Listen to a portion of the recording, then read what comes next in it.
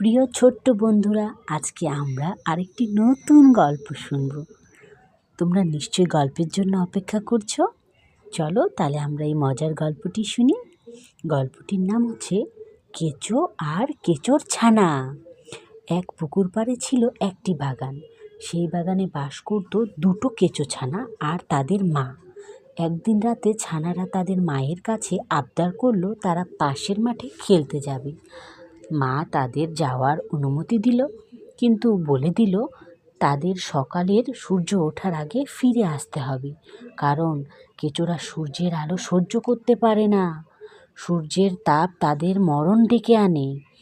ছানারা মায়ের কথা মেনে মাঠে খেলতে গেল, কিন্তু খেলতে খেলতে মায়ের কথা ভুলেই গেল। এদিকে কখন রাত শেষ হয়ে সকাল হয়ে এলো সেদিকে তাদের খেয়াল ছিল না। যখন খেয়াল করলো তখন সূর্য উঠে গেছে। তারা তারা তাড়াতাড়ি করে সামনে একটা আম গাছের তলায় আশ্রয় নিল। আম গাছের তলাটি শুকনো ছিল।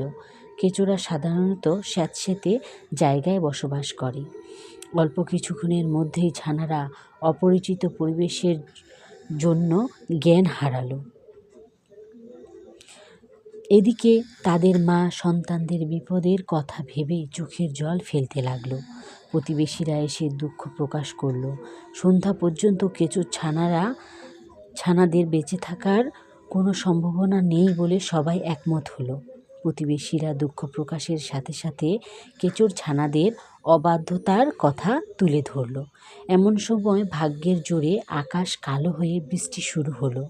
তখন সবাই মিলে একসঙ্গে কেঁচোর ছানাদের উদ্ধার করতে ছুটল। তারা খেলার মাঠের কাছে আম গাছ তলায় ছানাদের অজ্ঞান অবস্থায় দেখতে পেয়ে উদ্ধার করে বাসায় নিয়ে আসলো। বৃষ্টি থামতে থামতে মা তাদের অনেক দিন রাত সেবা করে সুস্থ করলো। সুস্থ হওয়ার পর তারা তাদের নিজেদের ভুল বুঝতে পারলো। এরপর আর কোনো দিন মা বাবার কথা না শুনে নিজেদের ইচ্ছে মতো কাজ করেনি। এবার গল্পটি শুনে মূল কথা আমরা কি বুঝতে পারলাম? গুরুজনের কথার কখনো অমান্য করতে নেই। গুরুজনদের কথা কখনো অমান্য করতে নেই, তাই না? তোমরা নিশ্চয়ই গুরুজনদের কথা অমান্য করো না। তোমরা কিন্তু বাবা মার সব কথা মেনে চলবে, ঠিক আছে?